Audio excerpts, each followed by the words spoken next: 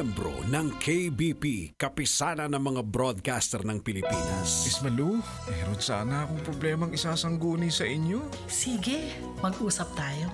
Miss Malu, problemado talaga ako sa mga nangyayari sa akin sa trabaho. Mag-usap tayo. Mag-usap tayo, Miss Malu, ang programang tatalakay at magbibigay payo sa iba't ibang problemang pinagdadaanan mo. Mag-usap tayo tuwing Linggo 1:00 ng hapon dito sa DZRH. Para makausap si Miss Malu, text na sa 0919-873-1921. Ang oras natin ay 1:03 in the afternoon at magandang hapon po sa inyong lahat. Napakainit sa labas. Kaya medyo pagpasok ko medyo inaantok-antok pa ako, pero yung biglang nag-on na tayo, biglang nabuhayin ako ng loob. Ito po si Miss Malu Cervantes, ang inyong life coach ng bayan.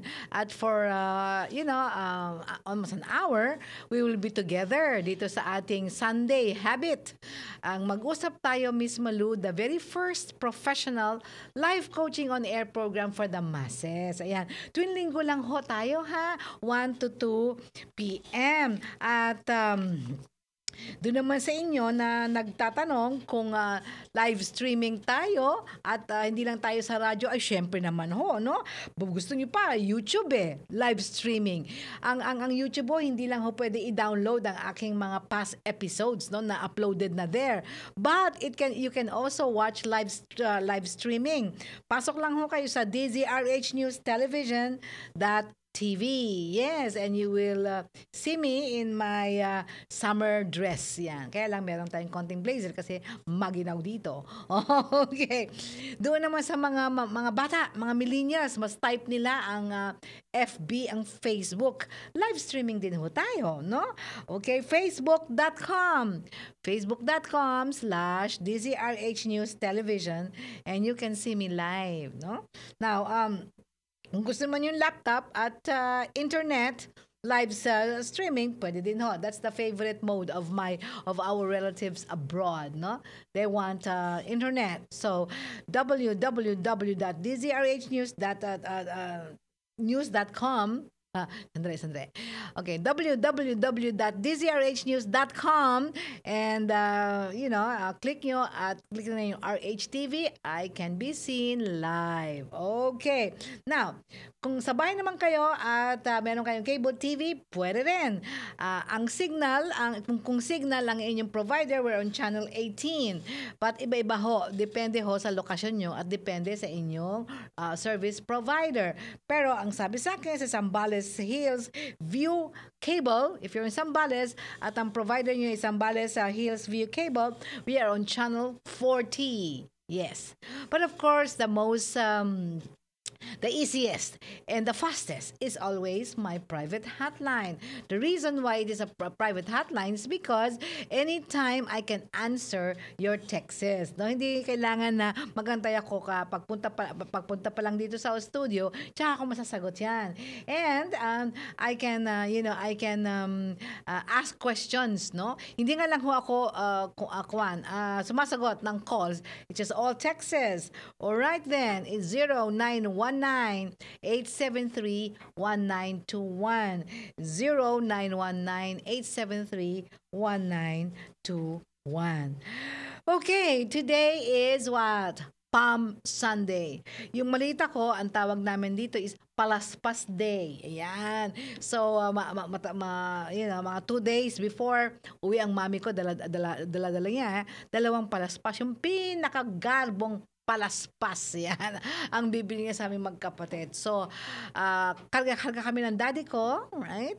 Pag sinabi, ang tagal ng misa, iniisip namin, kailan ba namin ito gagamitin itong palaspas na to? Okay, yung pala, bandang huli lang. Okay, wagay, yan.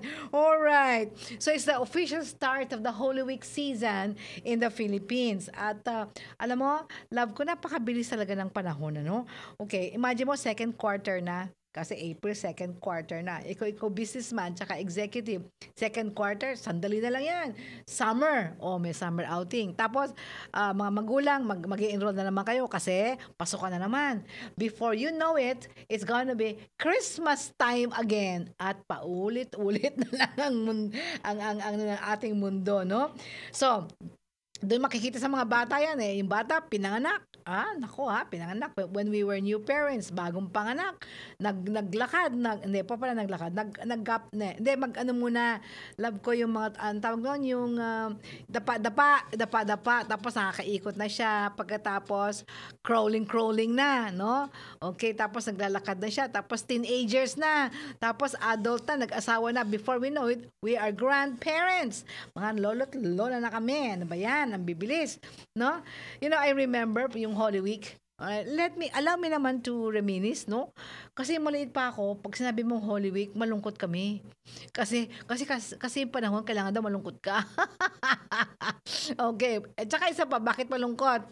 Mga panahon nun, no? 'Di ba? Wala namang quiet. Naku, tahimik. Kasi solemn daw eh. Kaya lang boring pag ikaw bata, 'di ba? Kasi walang TV. Saka hindi ka pwede maglaro-laro daw. Ano daw yun? Dami-dami mga superstitions, hindi daw pwede. Okay, pagkatapos ang pinaka-ayaw ko sa lahat, love ko, you remember, yung may pasyon sa ating kapitbahay. Ang lakas ng megaphone, hindi ka makatulog. Nakoy, sabi ko, kailan mo matatapos yung pasyon na yan? Ewan ko, may pasyon pa ba ngayon? Tapos yung mami ko, hindi ko alam kung bakit daming simbahan na pinupuntahan. Nagka-count pa o nakaka5, Sabi ko, hindi ko maintindihan kung ba't ang daming mga simbahan na binibisita. But basically, ang daming do's and don'ts. Yan nung lumalaki ako. Ngayon, laki na ho ng pagbabago ngayon. Ngayon, pag sinabi bang marami ng Holy Week, traffic in major skyways. Napaka-traffic. Why? Because they're on the way to summer resorts. Yan. Doon sila mag-Holy Week.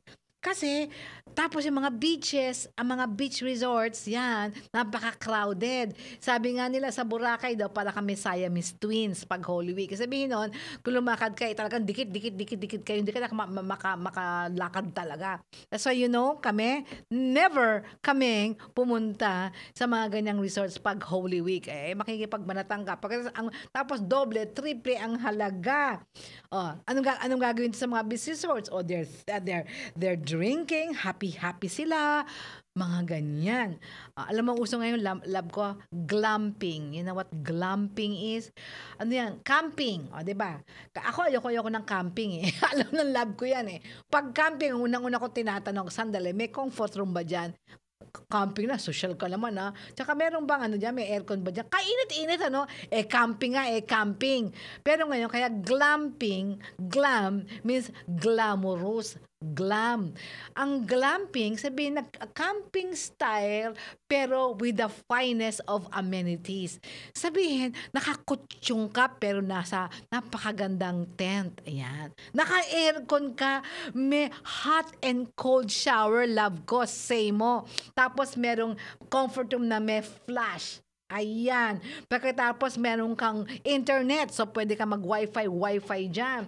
Pero pwede ka pa rin mag-barbecue outside, okay? And then meron kang ref, kaya pwede yung wine mo, pwede doon. Kaya glamping. Yan.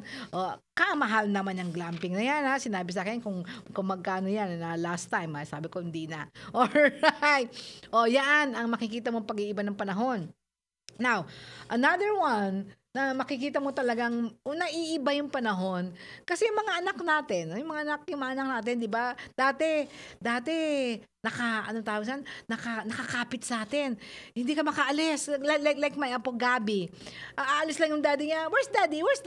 Naku, talagang hindi ba pwede mo na idikit doon sa ama niya. Di ba? Yung mga anak natin ganun eh.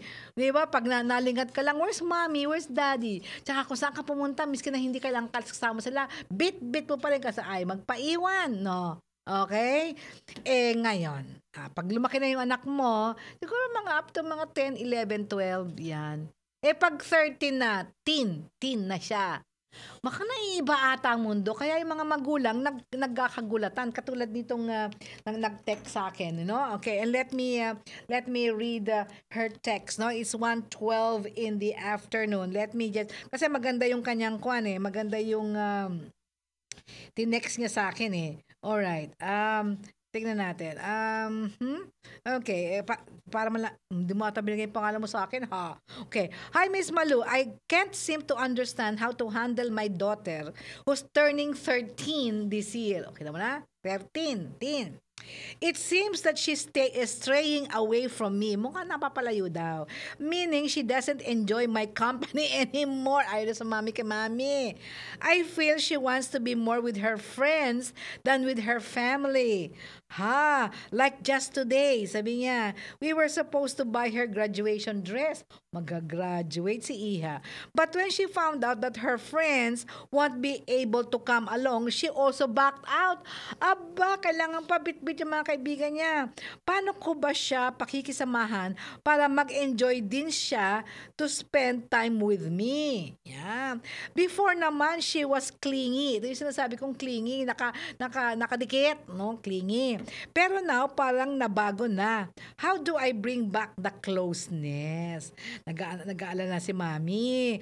Please give me tips to improve my relationship with her. Okay? And then sabi niya, noon pa po, noong segment lang sa program ni Panggar Ruth Abaw, nakikinig na daw siya sa akin. Tapos for a while, natigil yung pakikinig ko. Then, ayan, may own show na pala kayo. So happy. Kasi I find your advices really practical. And it's nice to put a face now to the voice. Kasi dati nun, hindi pa tayo RHTV. Nakita ko na kayo sa YouTube finally. Thanks po. Ayan. I told her that I discussed this before, no? At sabi ko, para kung gusto mo,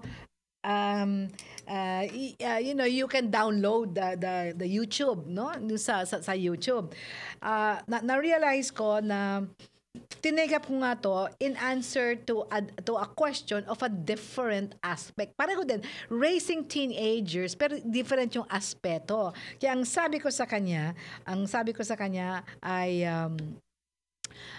what do you call this? I will take it up. I'll take it up this today, yung pag-handle ng mga teenagers, no? Sabi dito nabitin daw sila dun sa aking kinukwento na ano daw yung pagbabago, yung pagbabago nga, yung how do you spend Holy Week, 'di ba? And I was saying something like dati-dati, what do you call this, yung aming schedule. Sa bagay, eto, I guess this is what I wanted to say, alright? Alam mo, yung mga Holy Week na yan, ano din kami dyan dumaan din kami dyan. So, talking about pagbabago ng mga bata, before I answer you tungkol do sa 13-year-old daughter nyo. Okay, naalala ko, ang mga bata, miski na up to mga 13, 14, nakakasama pa namin, pero pahirap pa na. Kasi sa amin, there are too big lakad. Yung maliliit pa yung mga bata. Ano yun? Isang Holy Week na many months before, nakabook na ako kasi wala ka talaga makikitang lugar na hindi fully booked, no? At saka yung summer vacation. At yan, talaga naman, 1 week before, nag-grocery na ako kasi kailangan namin maraming baon, mga ganyan. So, nagdaan din kami dyan Kaya alam ko pagbabago Nagdaan din kami dyan. Ngayon, I'm looking forward to Holy Week. Pero hindi sa kundi sa, kasi doon lang ako mapapahinga starting tomorrow, lab ko. 1 whole week, sa bahay lang kami ng lab ko. Hindi talaga kami aalis. Okay, di ba? Bagong-bago na yun. Dati umalis kami, ngayon looking forward to staying home. Kasi, Holy Week, itong gusto kong gawin. Uninterrupted. Walang magbagi-interrupt. Okay, sa aking gustong gawin, which is uninterrupted Bible study and Bible reading. At of course, my favorite hobby. I will engage in my favorite hobby na walang nag-i-interrupt, okay? And that is reading. Nababago na ang mundo, no? Love ko, nababago na yung mundo. Okay, yun ang gusto kong sabihin. Okay, it's 1:16 in the afternoon. Sige, talakayin na lang natin ito.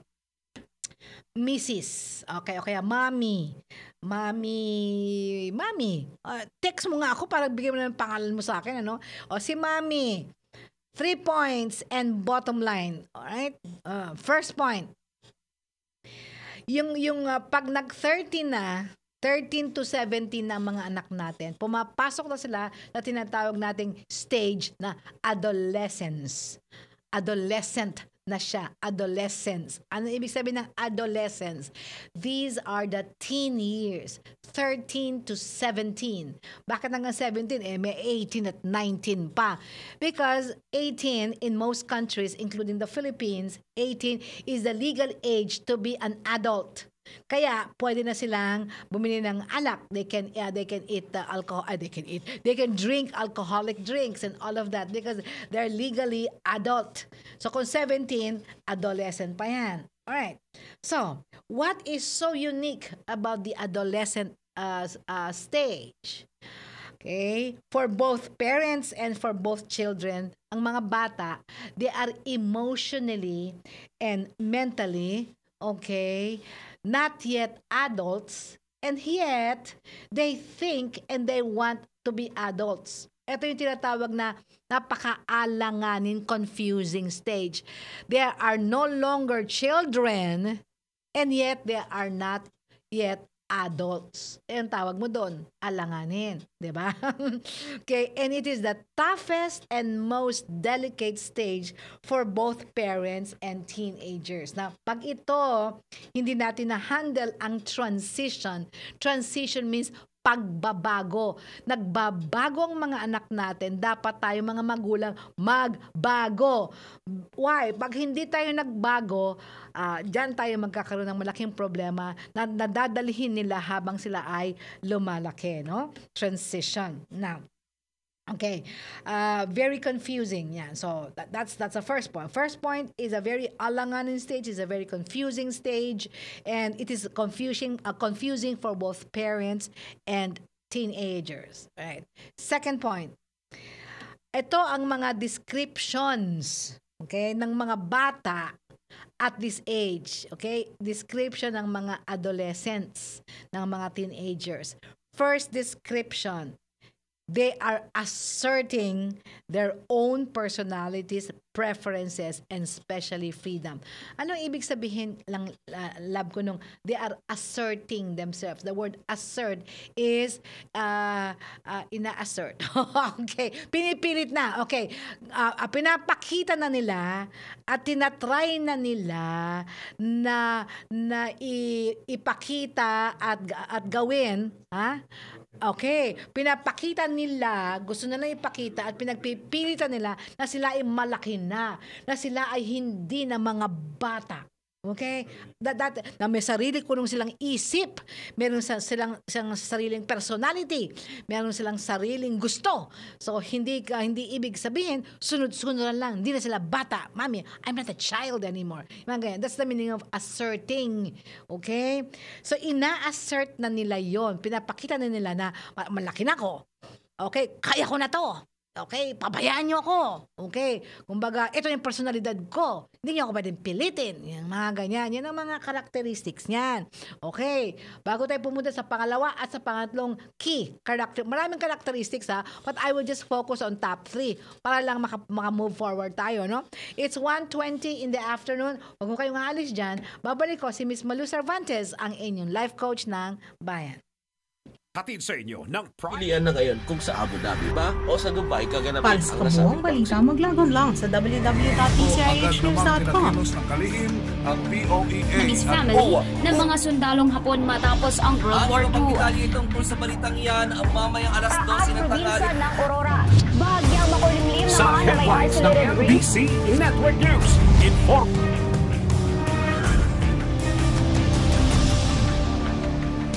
Iba ang arrive, iba ang dating, iba ang arangkada. Kahit bumper to bumper pa, ito na ang biyaheng pwede ang sabi. Saan ka man nakasakay ngayon, MRT, LRT, jeep, bus, kotse, van, at kahit ano pa yan, makiride on na kay Mr. Bumper to Bumper, Florante Rosales at Mr. Arangkada, Dennis Antenor Jr., ang partner in crime sa mga komentaryo at balita sa Biyaheng RH. Ito na, aandar na, halasige, sabit na, DZRH, Biyaheng RH.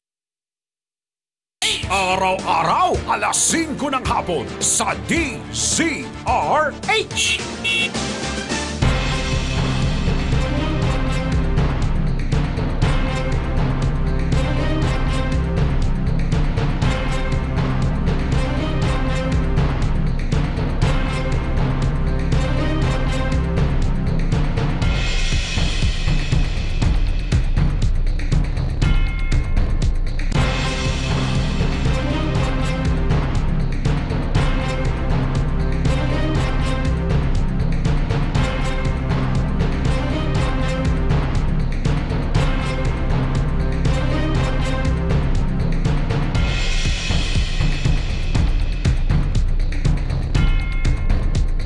Mga balitang gagawa ng ingay sa buong araw hanggang sa mga social media. Pambansang balitaan sa Pangunahing Balita. Jotaruk at Lakay Deo Macalma. Alas 7 ng umaga. Araw-araw, Lunes hanggang Biyernes. Sa hangaring una sa tamang balita at tamang paglilingkod, abangan ang pagbabago sa April 15, 2017. MBC Network News, nationwide, worldwide, at netwide. Kinakailangan magpiyansa after na mabigyan ka ng warrant of arrest. Kasi ang piyansa kasi, hindi yun bayad sa iyong freedom. Piyansa, ang ibig sabihin ng piyansa or in English, bail, ang ibig sabihin doon, guarantee mo yan.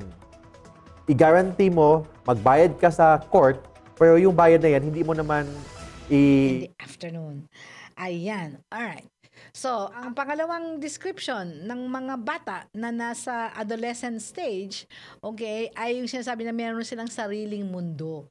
At yung mundo nila ay iba sa mundo ng maliit pa sila na ang kanilang number one na focus ay their parents. Okay? Ang mundo nila ngayon ay ang kanilang mga peers, meaning ang kanilang mga kaibigan. Yan ang mundo nila. So, they prefer to be with their friends rather than with their parents. Bakit?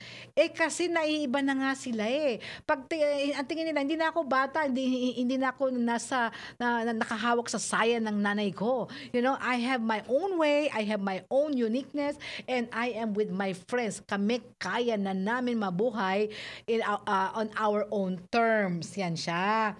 Okay, pero nakakatuwa dito will be, kaya mo na, no? Pero panasaktan, pag may kailangan, takbo kay mami, takbo kay daddy. Diba? Kaya hindi nga nila malaman sila ba adults and they want to fight for independence, and yet they cannot really naman be independent. Kailangan din naman nila si mami at si daddy. Hindi ba?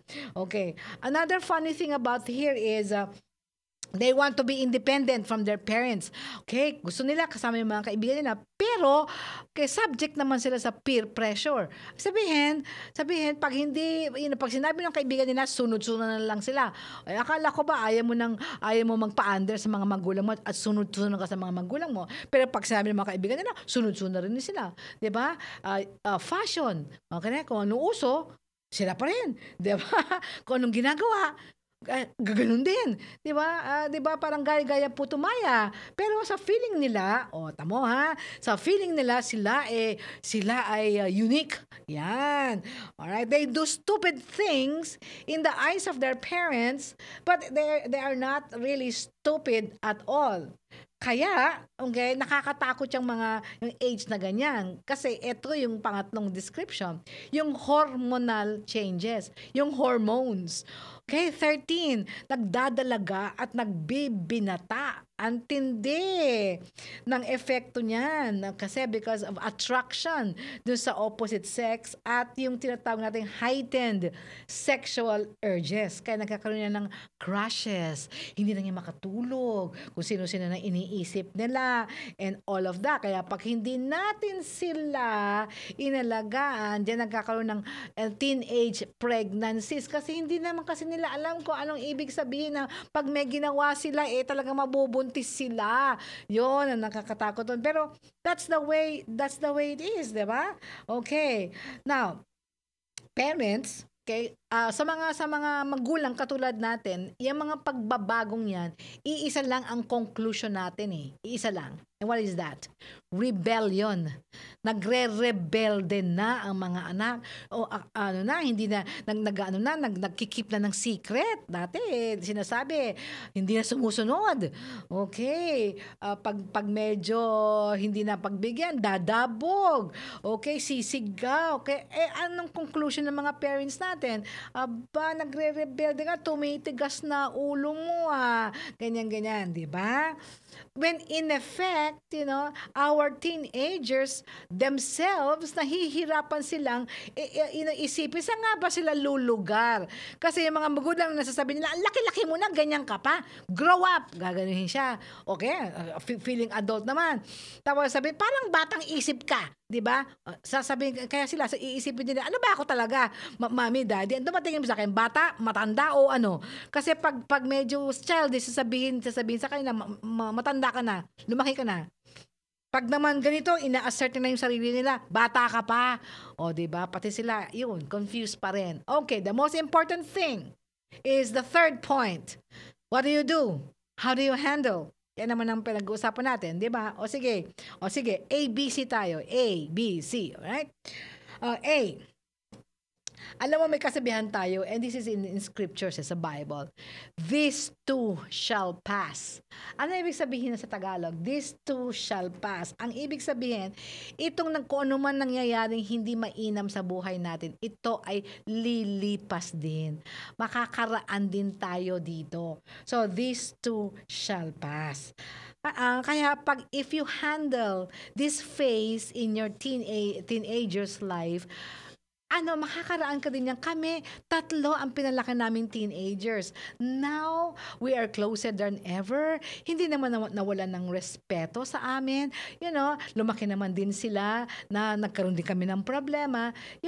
But ang lagi na will be, this too shall pass. So, huwag kang mag-worry. Do not over worry na baka yung anak mo mapariwara na dahil ayaw sumama sa'yo, mas gusto yung kaibigan. Okay? So that's the first thing, mindset.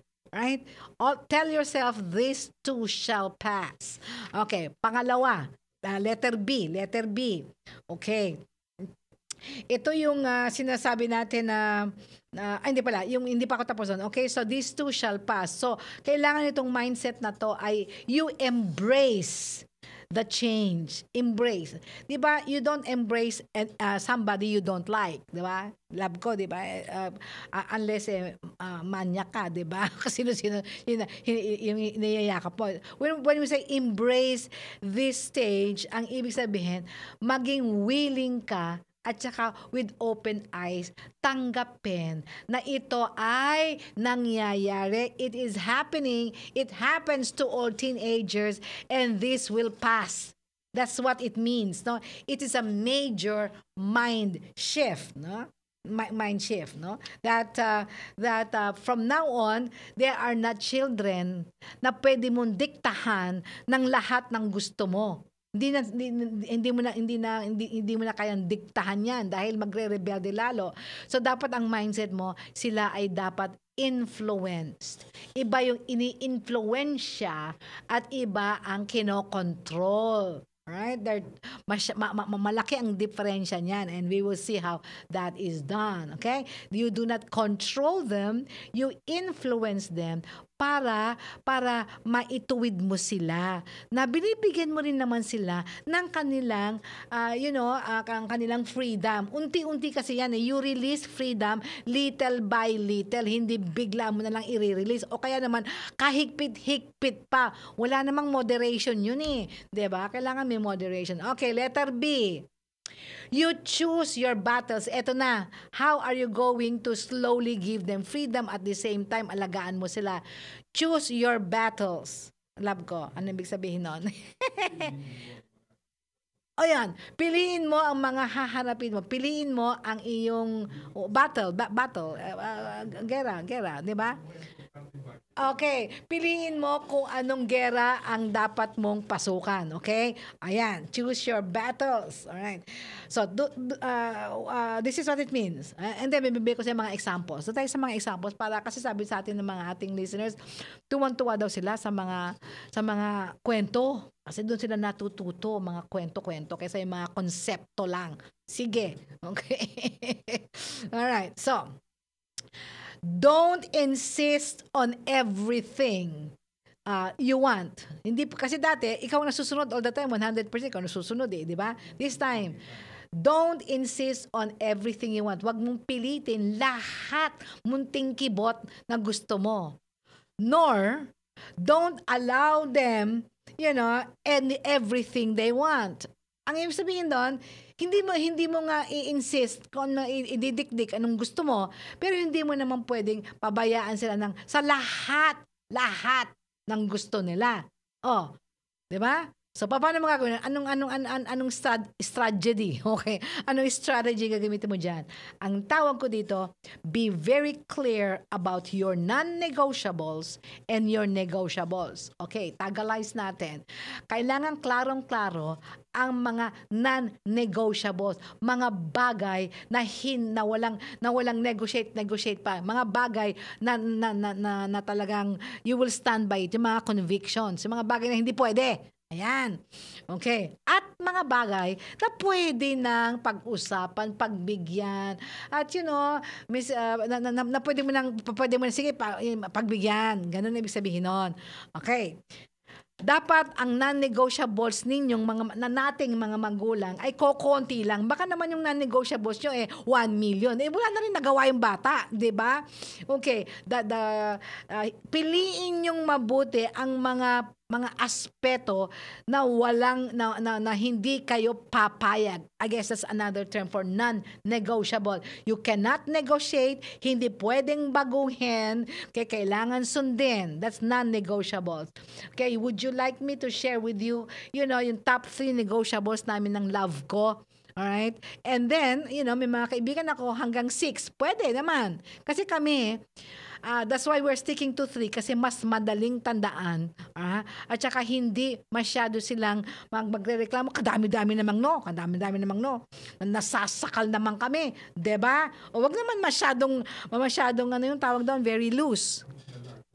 Okay, yung alagwa hindi nga alam nga kung mangyayari sa kanya. Hindi naman ganoon, di ba? O sige. Ang talagang non-negotiable sa amin, values. Okay. Ito yung mga values. The things that you consider important. Mga values ng karakter. Okay. Number 1 value ay respect for parents. Alright? So, sinasabi namin sa kanya, alright, kung pwede kayo magmakto dyan, pwede kayo magkulong sa kwarto nyo, pwede kayo hindi kumain, ba? Sabi, tatawagin mo kumain, hindi ako nagugutom. O di magutom ka. Di ba walang pilitan? But, you do not shout back and answer back.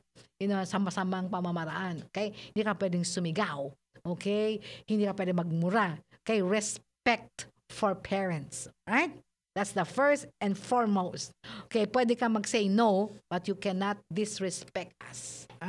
Pangalawa, hindi mo pwedeng pabayaan ang iyong studies, pag-aaral. Okay. So, pag bumabagsak-baksak na yung grade na yan, dahil ikaw pala yung gimmick, sa bahay ka. You will be, what do you call this? Grounded. Yan. Ang number one paraan namin dito is grounding. Hindi ka makakapag-party for 1 month, 2 months, 3 months. Depende kung gaano katindi ang nilabag mo. Okay? Pangatlo, so studies yun hindi dapat anuhin yung studies na yan. Pangatlo, safety. Sabihin, kailangan importante na walang mangyayaring masama sa'yo. Alright? So magalit ka na kung magagalit pag sinabing hindi ka pwede pumunta sa parte na yan at sa lugar na yan, dahil nga alam na may madedesgrasya ka. Okay? So, basically, respect for parents, no? And then, studies, and then safety. Tsaka, of course, would be yung pananalig sa Diyos. Hindi mo pwedeng sabihin sa akin, mangmula ngayon, mami, kasi yung aking crush hindi naniniwala sa Diyos. Hindi rin ako naniniwala sa Diyos. Ganon, ha? Yung crush mo na yan, hindi ka po pwedeng makisama dyan. Mga ganyan. So, the faith in God must stay. Kasi pag walang morals, madidisgrasya tayo, no? Yan lang sa amin. Sa amin na yung apat na yan. Yung apat na yan ang pinaka-importante. Okay. Now, all other things are negotiable. May mga bagay na inaalago namin sila. Example, fashion. Natanda mo yun? Fashion, di ba? Yung mga kamukha nung natatanda ko si Chef Mike. Okay. Yung panahon niya nauso yung afro. Yung bang buhok parang hindi sinusuklay. Aba, ayaw magpagupit. Yung buhok pa naman niya makapal at wavy-wavy. Ganyan.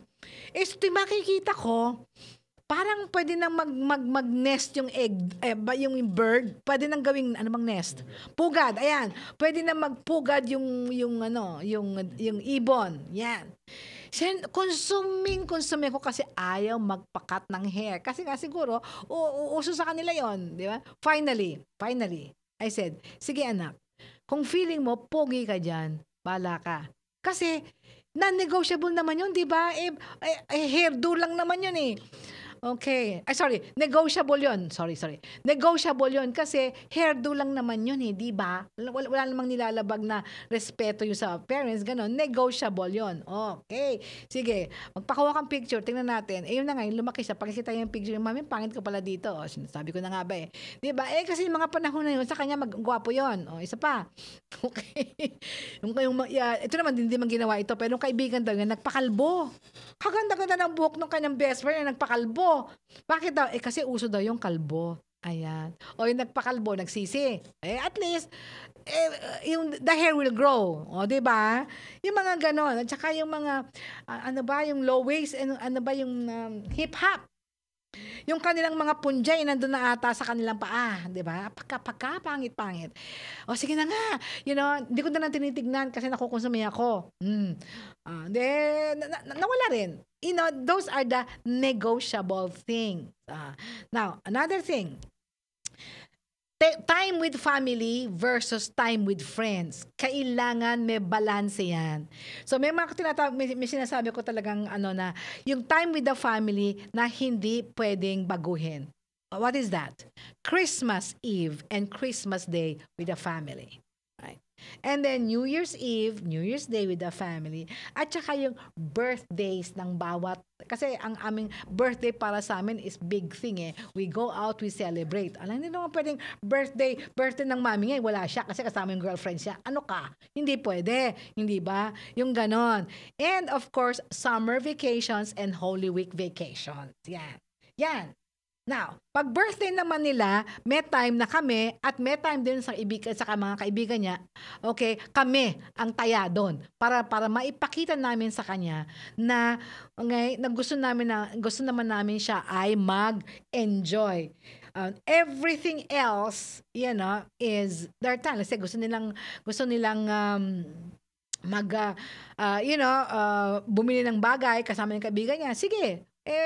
Time naman yun di ba? Alam lang nila yun. So, ini-schedule nila yun. Ini-schedule nila yung mga parties nila. Ini-schedule nila yung kanilang mga gimmicks. Ini-schedule nila ito. Okay?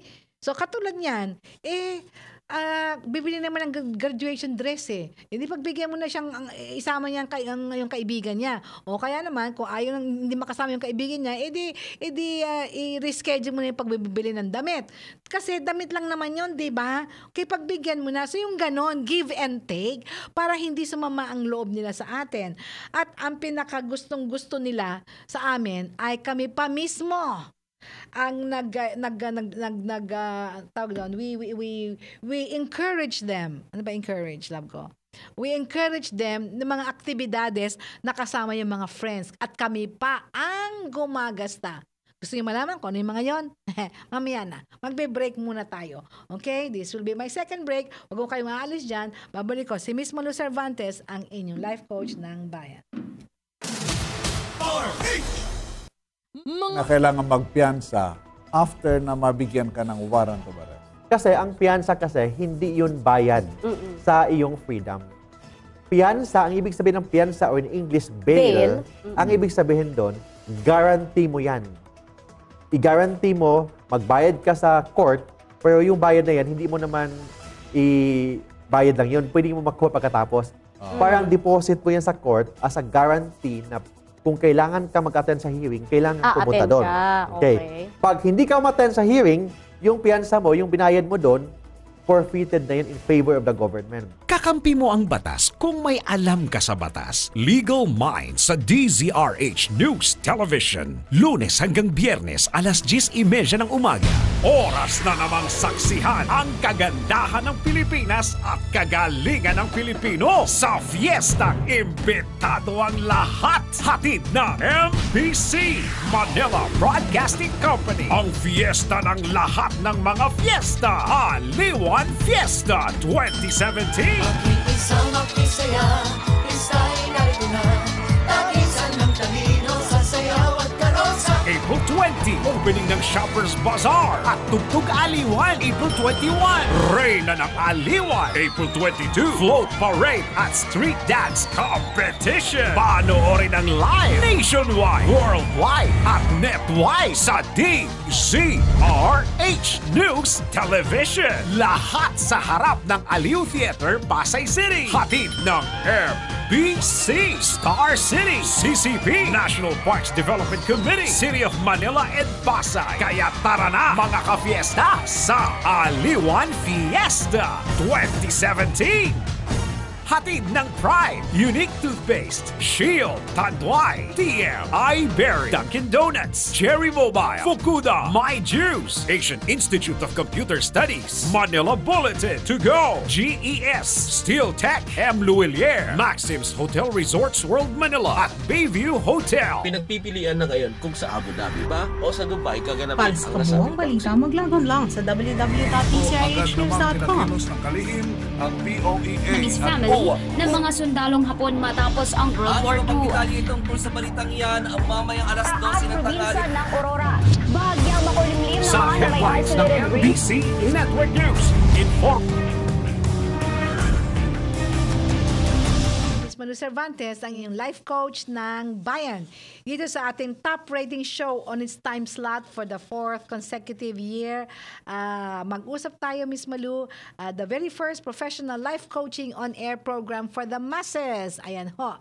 Itong last quarter natin is always very critical sa akin. Bakit? Kasi ang dami nagtitext sa akin na nagpapasalamat na natsyempohan daw nila.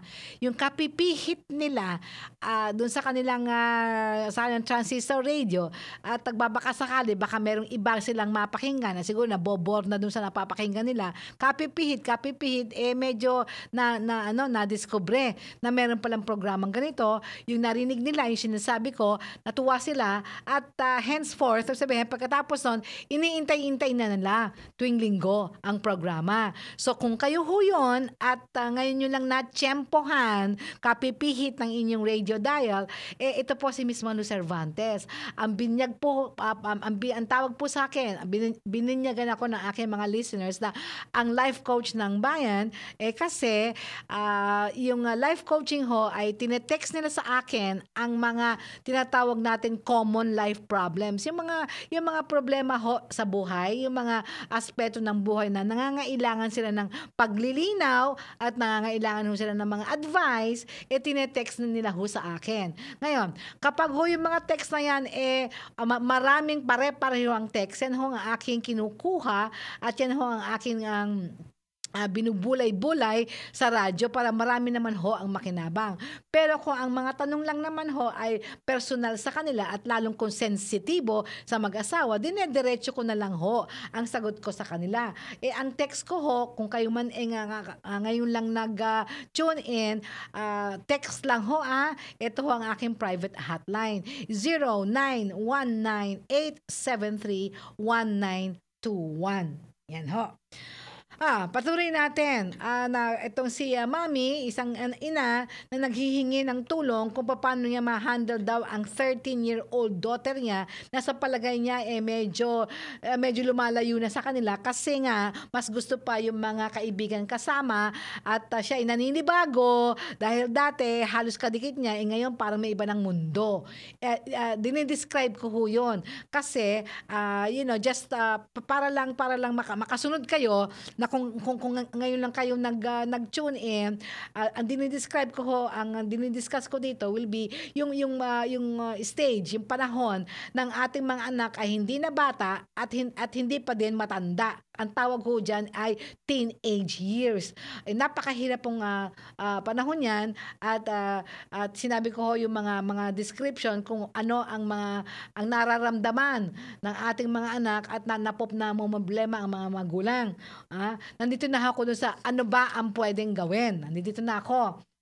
At itong tinitake up natin, pangalawa na what to do, yung choose your battle. Sabihin, piliin naman ninyo ang mga gera na susuutan ninyo. Hindi bawat maliit na bagay, gera, manggegera tayo sa ating mga teenagers. Hindi ho, nakaka-stressful ho yun. So, ang aking pamamaraan ay sabi ko, choose your non-negotiables and negotiables. Ang sabihin, non-negotiable, ito yung mga bagay na hindi kayo hindi kayo papayag na hindi masunod. Right? So sabi natin, sa ako will be yung mga respeto sa magulang. Hindi pwedeng papabayaan yan. Kailangan respetuhin. Tapos, ang pananalig sa Diyos, hindi po pwedeng kakalimutan na yan. At pag-aaral, okay? Hindi pinakalimutan ng pag-aaral. At ang safety, yung kanyang safety. Sa Tagalog, yung kanyang kaligtasan. Yan. Everything else, pwede ng pagbigyan. Right? So sinabi natin, yung pananamit, fashion, kung sa palagay mo, hindi bagay sila at pangit, pero hindi naman, kumbaga, modest sabihin, hindi naman pinapakita na yung kanilang pinakakatago-tago, pagbigyan na. Kung yung hairdo na gusto nila, pagkapangit-pangit sa tingin mo, pagbigyan mo na, sila naman yun diba? Yung kwarto nila, syempre, gusto mo maayos, pero ayaw-ayusin, sila naman na nakatira doon sa kwartong iyon, babayaan nyo na. Yung mga ganun ba? Para hindi lahat ng bagay kailangan pag-awayan ninyo, no? Okay, yung pangalawa, sinasabi natin na yung time, yung time na gusto nila kasama nila ng kaibigan nila, huwag mong pagpipilitan na lahat ng bagay kailangan kasama ka, di ba? Kailangan yun, may balanse. Okay, family time. Ano yun yan? Gumawa kayo ng tinatawag na ordinansa sa bahay ninyo. Okay, ano yung hindi pwede na hindi kayo kasama at yung mga time na pwede yung mga kaibigan ninyo. So, nandun ho ako, yung nag-break ako. Now, ang sinasabi ko, kami nagpalaki kami ng 3 anak, no? Dumaan lahat 'yan sa pag-teenager, no? So ang unang inisip namin will be gusto namin makilala yung mga kaibigan na yan at yung mga barkadang yan. Kasi mahirap baka mamaya bad influence, no? So, paano namin makikilala yan? Itong ginawa namin, yung tinatawag natin sleepovers. Sleepovers, ang ibig sabihin, ito yung mga, sasabihin namin sa mga anak namin, sige, imbitahin lahat ng iyong kaibigan. I don't care kung 5, isang dosena yan. Yan. Lahat ng barkadas mo, imbitahin sa bahay. Okay, kung kailangan kong pagpaalam sa mga magulang nila para naman payagan na safe naman, no? Okay, papaalam. Sige, dito kayo matutulog. Yan. Pagluluto ko kayo, dito kayo matutulog. Luluto kayo, bahala kayo kung anong gustong gawin nyo. Magkilitian kayo dyan. Magtawanan kayo dyan. Ano mag-TV kayo dyan. Lahat, whatever gusto nyong gawin. Okay lang. Mag-enjoy kayo. Ayan, hindi ko kayo pipigilan. Wala kayong tulugan. Bahala rin kayo. You know? Papakanin ko kayo. Para lang So, tuwang-tuwa sila doon. Kaya pag yung mga anak namin nag-i-invite na, pinagluluto ko yan. Nako, tindi. Pero, doon namin nakilala ang mga kaibigan nila at mga magulang. O, di ba? So, tuwang-tuwa sila doon. Ano pa ba? Ano pa ba yung pinagagawa namin sa kanila? Okay? Ang tawag namin dito you go into their world. Anong ibig sabihin noon? Para maintindihan mo kung ano yung mga hinanain nila sa buhay, yung kanilang mga kinakatakutan, at ano yung mga gusto nila. Kasi ako sa lahat ng ayoko, ito na sasabihin ko sa inyo, ha? Kaya hindi ako, miskin naman lumalaki ako, ayoko ng mga disco, yung mga music na saksakan ng lalakas. Very sensitive yung aking ears doon Di ba ang mga bata ngayon, palakasan. Magkakaraoke lang, yung ikapitong bundok na naririnig yung yung kanta, di ba? Yung gano'n, maiingay. Pero alam mo, tiniis ko lahat yan kasi ito ang aming sa kanya. Gusto namin malaman kung saan sila nagpupunta. Kaya sabi namin sa kanila, sige, gusto namin maintindihan kayo, gusto namin yung bang cool. Kasi may kasabihan sila cool. Yan, cool. Sige, sabi namin, sige, dalhin nyo kami. So meron tayong date. Tayong 4. 5, di ba pala? 3 pala yun Tayong 5. Saan ba kayo nagigimik? Gastos namin lahat. Sasabihin sa amin, mami dito, ganyan. Kasi may band dyan. Yung mga panahon nila, live band Okay, ewan ko. Meron silang favorite na band na popular yun Nakalimutan ko ng pangalan. Okay, live daw yun. Doon daw, sa Makati, somewhere there. Sige, sama kami. Talaga, mami? Talaga? Dito, ganyan. Sige. Gastos namin. Kasi nag-uumpisa pa lang yung activities doon alas 11. Kasi sa akin, yung malita ko, yung bata ako, mga 9 o'clock umpisa na yan. Kasi ang aking curfew 12 o'clock or 1 o'clock. Aba, ngayon, hindi 11 o'clock, hindi pa nag-uumpisa. Yung ano ba yun, yung kataasan ng talagang activity, mga 1:00. Di anong oras umuwi mga yan? Kaya naman pala alas 5. Noon namin na-experience, umuwi kami ng alas 5, umalis kami ng bahay ng alas 10, natutulog na ako noon Pero hindi, alas 11. Sige, dumating alas 12, 1 o'clock, kaya doon pa lang nabubuhay. Yung gimikan. Umuwi kami, alas 4. Sige, bago umuwi, kumain muna kami ng breakfast. Habang lumalaki sila, para maintindihan namin ang mundo nila. Alright? Kaya, after that, yung ginawa namin yon, yan, nasabi ko, anak, yung bang yun, mami, yan ang guy na type ko. Yung mga type. So, alam ko na yung mga type. Yung mga lalaki, alam ko yung type ng isa. Yung isa, ang type niya, mapayat, mahaba ang buhok, katulad ng mami niya, tsaka maputi. Mga ganyan-ganyan. Tsaka yung pag mga nakainom-inom na, nag-uumpisa na yan, na siya may crush, na siya yung ganito, saan pupunta. So, alam namin ang mundo nila. Kaya pag nagigimik yun, the first thing we have to find out is, sino kasama ninyo? Siyempre, sasabihin ng mga kaibigan nila, saan kayo pupunta? Ganito. Meron na kami ideya doon. Kaya ang tawag sa amin cool mom and dad. Alright? Sige. Now, ito, bihira namin ito nagawa, pero ginawa ito ng aming mga kaibigan at maganda naman ang resulta. Ano yon? Dinedate nila ang mga anak nila. Isa-isa. Kung 3 yung anak mo, may panahon ka at least once a month or once in 2 months. So, sabihin, I did this with my daughter yung teenager yan Sabi ko sa kanya, anak, basta gusto ko meron tayong girls day out.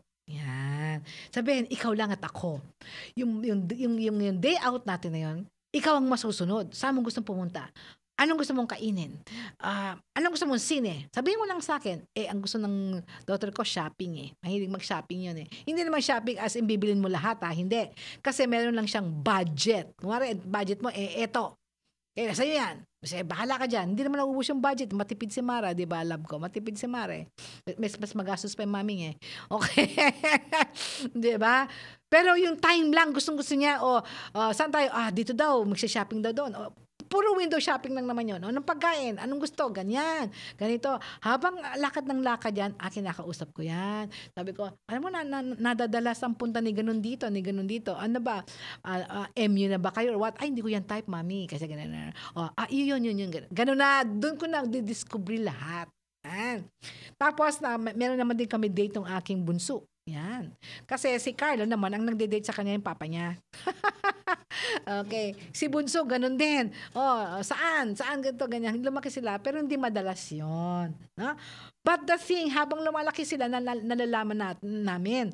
Yan, miskin na hindi nila kayang itago eh. Kasi alam namin, like, pag quiet, sabi ko, anak, bakit? Medyo nagkaroon siya ng LQ ng girlfriend niya, LQ dito, tapos nag-break sila, yung mga ganyan.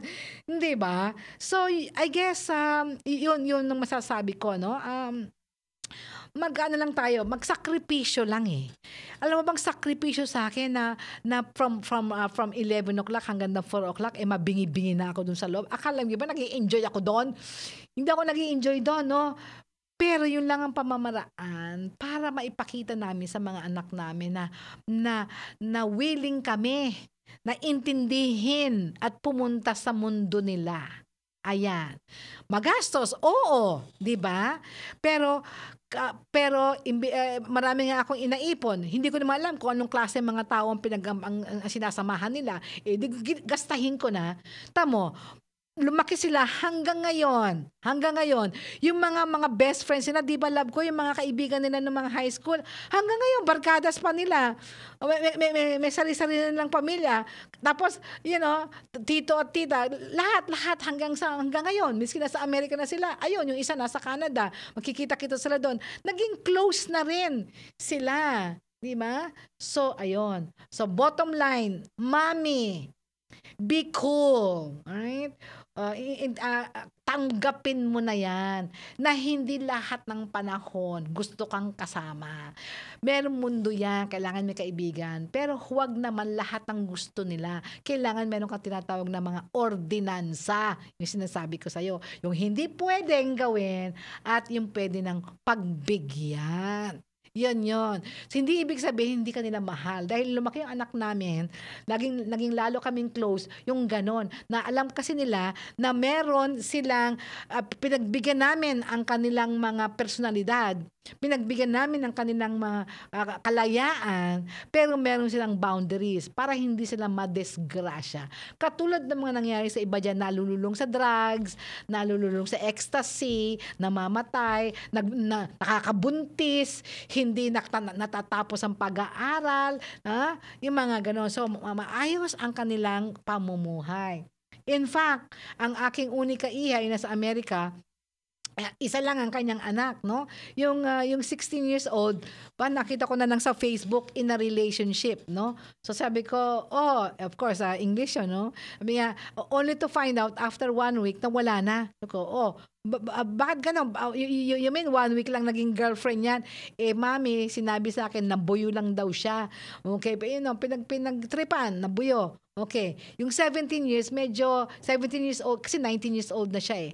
Yung 17, sa Amerika to, would you believe, no? Talagang Filipino values pa rin, minsan na lumaki sa Amerika. Yung 17 years old na siya, 19 years old siya, so 2 years ago, nagkaroon ng serious girlfriend. Yan. So, kilala naman ang aking anak, pati magulang. Magkikita sila, ganyan-ganyan. Pagkatapos, finally, sinabi ba naman I don't want to have a girlfriend. Bakit? Kasi daw, ang dami daw obligasyon. Nasasakal daw siya kasi pag hindi daw siya nagte-text at hindi tumatawag, umiiyak. Nagagalit, nagtatampo dahil kailangan araw-araw daw kailangan i-text siya, mga ganyan. Sa buisit, sabi niya, ayoko masakal. Gusto ko magkaroon ng freedom. para gawin ang aking gusto at saka nag-aaral pa ako. Wala akong balak. Ganyan. O, binrake. So, tatawa yung aking anak. Tinan mo ba, by himself, sabi niya. So, hindi nagwo-worry. O, di ba? So, ang kailangan natin, bigyan natin ng kalayaan ng mga anak natin. Kaya lang unti-unting kalayaan. Unti-unti para hindi mabigla. Tsaka meron pa rin tayong tinatawag na boundaries. Hindi po pwedeng lumagpas doon dahil sila rin ang madidisgrasya. Ayos? Ayos, mami? Okay, now, dinesisyonan ko na itong isang programang ito ay para dito, paano magpalaki ng mga teenagers. Kasi marami pa rin ako na pero okay, sa susunod, pag ito pa rin ang inyong tinanong sa akin, sasabihin ko na lang sa inyo, panoorin, okay? I-download ang episode na ito, episode April 9. Kasi nandun lahat. Okay, ang aking sinabi. So, next week, ang pinangako ko next week ay paano, okay, di ba ang anak natin maliit tapos naging teenager. Ngayon, adult na. Paano magdesisyon ng tama? Kasi ang dami-dami dito sa tanong ko, paano ko bang, anong gagawin ko dito? Ganyan, puro na lang anong gagawin ko sa loob ko. O sige, bibigyan ko kayo ng pamamaraan. How to decide, how to make decisions, okay, effectively. Alright? It's 2:01 in the afternoon. Okay? Ang tabayanan nyo, yung ireklamo mo kay Greco. At mainit. Okay? Enjoy your Holy Week. Ito po si Miss Malu Cervantes, ang inyong life coach ng bayan. Huwag niyong kakalimutan. Next week next week is Resurrection Sunday. I'm going live para makasama ulit kayo. Okay? Ito ang mag-usap tayo, Miss Malu, at maraming salamat po sa inyong lahat at magandang hapon po. Hatid sa inyo ng Pride Detergent, celebrating 40 years of cleaning excellence. Hatid sa inyo ng new Downy perfume lasts even longer than fine fragrances on fabric. 5 pesos lang. Buwan ng Marso ay Fire Prevention Month. Buhay at ari-arian ay pahalagahan, iba yung pag-iingat sa sunog ay